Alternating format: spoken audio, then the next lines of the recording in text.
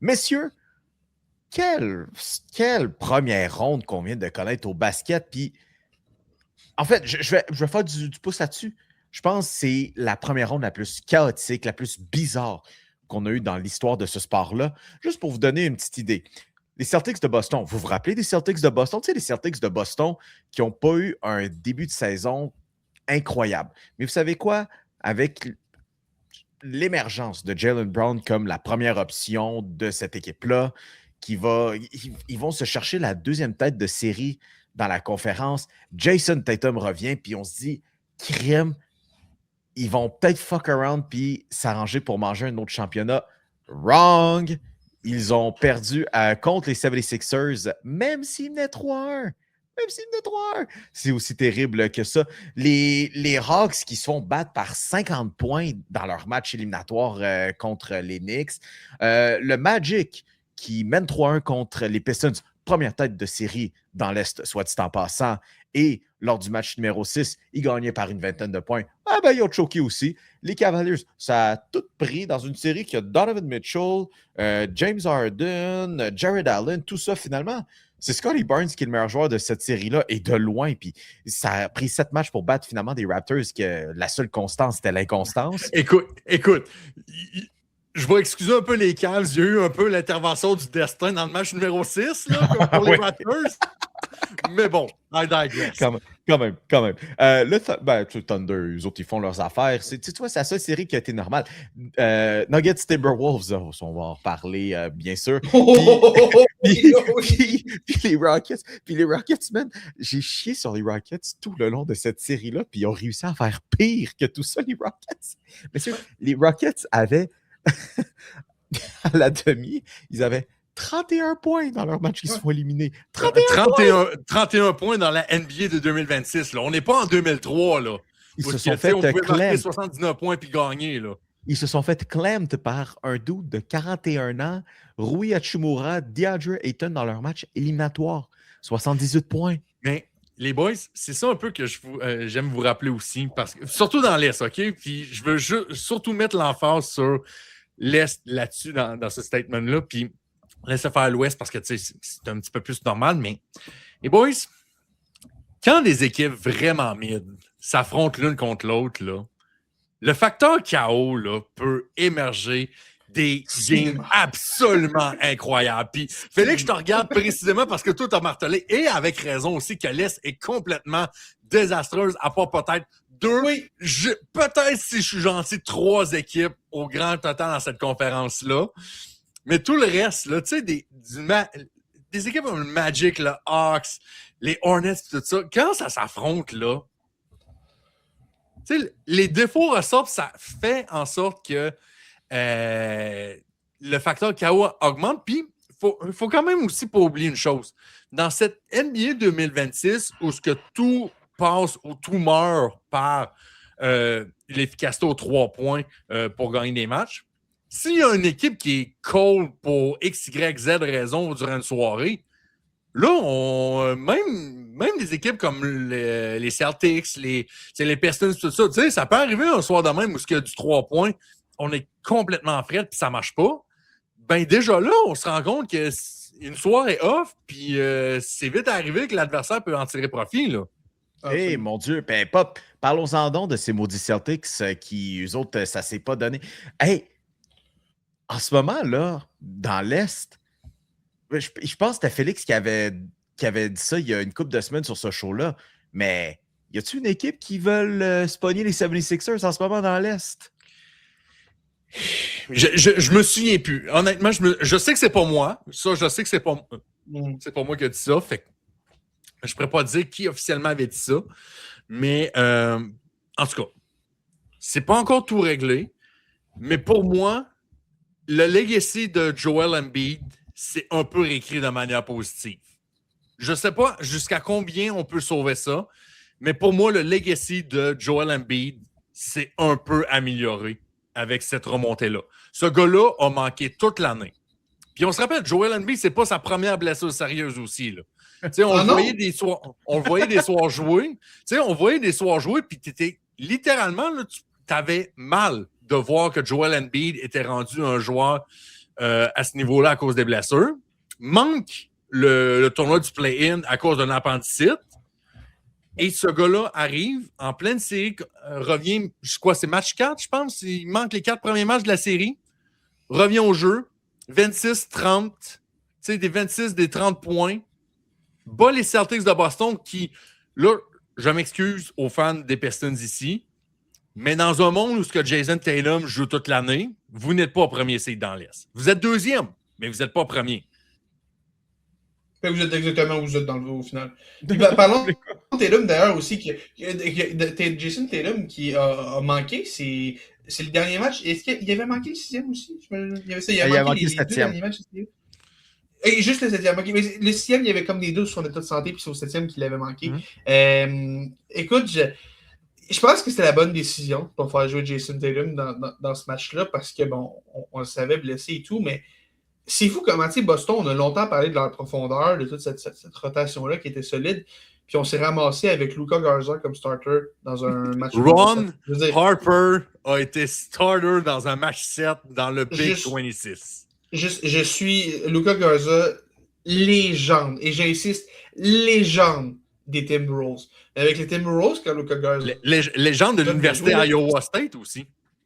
Aussi, mais quand Luka Garza venait jouer, Iowa, c'était juste Iowa, quand Luka Garza venait jouer dans les matchs des Timberwolves, c'est quand il y avait une des deux équipes qui avait une avance d'à peu près 35 points. Avant ça, il ne faisait pas confiance pour venir jouer. Fait que c'est pas normal que ce gars-là se retrouve à être un partant dans un match éliminatoire. Puis, écoute, Jaylen Brown aurait peut-être pu donner une chance aux Celtics dans ce match-là. Il y a eu un mauvais match, ça arrive. Puis, d'ailleurs, gardez-le loin des caméras et des micros. Là, depuis 24 heures, il est inarrêtable, puis il fait juste se mettre le pied dans la bouche. Là, empêchez-le de parler. Puis, man, on avait... C'est décevant pour les Celtics que la saison se finisse comme ça. Moi, c'est ce que je retiens. Puis, dans une année où est-ce qu'on a un peu défié les pronostics, puis on s'est ramassé deuxième tête de série avec Jason Tatum qui a manqué une grosse partie de la saison, on se retrouve avec une élimination pas très chic contre les 76ers en première ronde. Écoute, ils vont revenir, ils vont encore être là, mais tu sais, c'est inquiétant. C'est inquiétant pour Derek White en particulier. Ce gars-là a eu des séries épouvantables. Mais je sais pas, je suis curieux de voir comment les Celtics vont rebondir. Mais c'est décevant dans une année où est-ce qu'on joue un peu avec de l'argent de la maison. Là, on n'était pas supposé être là, on s'est ramassé deuxième tête de série un peu par accident. Puis on se retrouve à sortir en première ronde contre les 76ers qui n'avaient pas de Joel Embiid pour une bonne partie de la série. C'est décevant. C'est décevant pour Boston. Puis, mais les fans de Boston en ce moment-là, venez ici, là. C'est un safe space ici, là. Venez nous parler, là. Parce que là, vous venez de voir les Celtics se faire comeback 1-3 contre les 76ers. Là. Tu m'aurais dit, n'importe quelle autre équipe, il a fallu que ce soit les 76ers en plus. Boston, les Bruins, qui ont joué 3 matchs à domicile dans les séries contre les Sabres de Buffalo, le score combiné, c'est 13-3 dans ces 3 matchs-là pour les Sabres. Les Red Sox de Boston, je ne veux pas en parler, 13-21 et les Vibes sont en all-time low en ce moment. Et il y a les Pats puis Mike Vrabel. Ah, mais là, ça va super bien, les Pats. On vient d'aller au Super Bowl. Drake May était finaliste au MVP. Il n'y a rien de négatif avec les Pats. Je ne peux pas croire que tu vas me sortir quelque chose de négatif sur les Pats en ce moment. Disons que Mio a parlé d'objectivité journalistique tantôt. Ce sera tout. Il peut pas possiblement avoir quelque chose qui va pas bien avec les Pats. Je vous dis, on revient aller au Super Bowl, on a un jeune carrière de France. Écoute, c'est pas comme si on s'était fait clap au Super Bowl non plus par les Seahawks. Là. Il y a eu beaucoup. Non, je t'en parle pas de ça. Et dans les dernières semaines, il y a eu énormément de manquements à la déontologie journalistique. C'est tout ce que j'ai à dire aussi. Dernière semaine, je dirais dernières années même. Derniers mois. Ben, en tout cas, on a révélé dans les dernières semaines. D'ailleurs, ça parle d'un enfant qui porte le. En tout cas, quand c'est. Puis d'une playlist Spotify partagée avec Mike. La playlist qui a été partagée après 4 défaites de suite, et je m'en souviens parce que les stats de 2022 en deuxième moitié de saison, c'était un feu de poubelle. Et je vous confirme que la playlist n'a rien changé. Elle n'a absolument rien changé. Les défaites ont continué de se suivre et de se ressembler dans les semaines suivantes. Ah, monsieur, continuons avec les choses sérieuses. Félix, Yes. mea culpa, félicitations. Les Timberwolves ont effectivement, puis ça, by the way, c'est un terrible look pour les Nuggets qui n'ont pas réussi. Est-ce que Félix, est-ce que je peux officiellement m'excuser pour les Timberwolves? Non, mais pensez-y. Anthony Edwards qui n'a pas de genou, fait qu'il n'a pas joué. Dante DiVincenzo qui a pas son tendon d'Achille est inexistant, mais il n'a pas joué non plus. Fait que c'est un autre régulier. Carl Anderson, bon, OK, on ne va pas vanter Carl Anderson comme étant au même statut que les autres joueurs. Ben, crime, il a joué un bon. Mais il a joué un bon bout avec les Timberwolves avant de revenir cette saison. Ouais. Il n'était pas là non plus. Bah, tu te dis, parfait, c'est sur un Ayo Dosunmu qui a été une révélation après les blessures des autres. Ayo Dosunmu qui se blesse aussi. Mais messieurs, j'accepte vos excuses parce que vous n'étiez juste pas familier avec la légende de Jaden McDaniels, l'homme le plus gangster de la planète Terre en ce moment. Ce gars-là, après 2 matchs, a fait... Les gars, les Nuggets, là, il y en a pas un qui se défend. Lui, Jokic, il sait pas défendre. Murray, il sait pas défendre. Christian Brown, il est nommé par leur nom complet. Ce gars-là, il sait pas défendre. Et qu'est-ce qu'il a fait d'après ça, Jaden McDaniels? Il a été exceptionnel dans cette série-là. Jaden McDaniels, c'est peut-être un peu gros ce que je vais dire, là, mais... Puis Jaden McDaniels est encore jeune. Ça fait une couple d'années qu'il est là, mais il est encore jeune. Là. C'est pas Kawhi Leonard, mais c'est pas loin. Ce gars-là est capable de te marquer 30... Parce qu'Anthony Edwards, on n'en parle pas, il est comme un peu dans l'ombre d'Anthony Edwards, là. Mais ce gars-là peut te marquer 30 points, on l'a vu. Ce gars-là peut te marquer 30 points tout en étant le meilleur joueur défensif sur le terrain. Sur un terrain où il y a aussi Rudy Gobert, multiples fois joueur défensif de l'année. Et souvent où il y a Anthony Edwards, joueur défensif de l'année sur un triple menace cette année. Fait que tu sais, je veux dire, Jaden McDaniels est une révélation dans cette série-là. Puis je pense que ceux qui ne le connaissaient pas avant le début de la série, maintenant le connaissent très, très bien. Surtout à Denver, où je pense que Jaden McDaniels a réussi à s'installer sans payer de loyer dans la tête de tous les fans des Nuggets et surtout des membres de l'organisation des Nuggets. Quelle série pour Jaden McDaniels. Terrence Shannon Jr. aussi, un jeune qui a réussi à émerger. On le savait bon, mais de le voir émerger dans cette série-là, ça a été vraiment cool. Et là, maintenant, on a la chance d'aller affronter les Spurs. Et rappelons que Dante DiVincenzo ne sera pas de retour. Cette saison est terminée. Et probablement la prochaine saison aussi, le tendon d'Achille qui est complètement déchiré. Anthony Edwards est un cas incertain, mais le grand malade essaye quand même de jouer le match numéro 1 de cette série-là, même si personne ne le voyait revenir avant au moins le match 3 de la série. Ça, c'était extrêmement optimiste. Ayo Dosunmu, on ne sait pas s'il va être là non plus. Donc, les Timberwolves, c'était cool. J'ai Wolves en 6, j'ai gardé ça et j'ai été honnêtement, j'ai été un petit peu chanceux. Là. Quand tout le monde s'y vient, je me suis dit, 6, ça. Oh non, moi j'étais prêt là, pour le pod d'aujourd'hui, là, puis de dire, là, OK, j'aurais pas fait un victory lap parce que on se comprend, là, les blessés. Écoute, tout le monde de blessé. J'aurais dit, bro, le trash talking, le karma, ça existe pour une raison, hein. Fait que, je l'aurais remis là-dessus, mais maintenant, je peux dire que je m'excuse. J'ai sleeve sur les Timberwolves. Mais, tu sais... Mais maintenant que c'est dit, je vais sleeve sur les Timberwolves. Parce que, cette deuxième ronde dans l'Ouest, tu sais, dans l'Est, tu sais, peut-être 2 séries qui vont se rendre en 7, hein? Sixers, Knicks, puis Cavaliers Pistons dans l'Ouest, on va peut-être avoir 2 balayages. Hein? Oh non, là, j'irai pas jusqu'à ce point-là. Là. Les Lakers vont jouer contre les champions.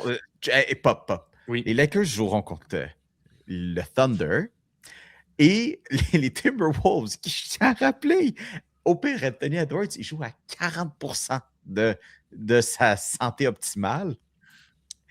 Pas de Dante DiVincenzo. Tu joues contre les Spurs. Attends, non. Qu'est-ce que tu veux faire? Qu'est-ce que tu veux faire?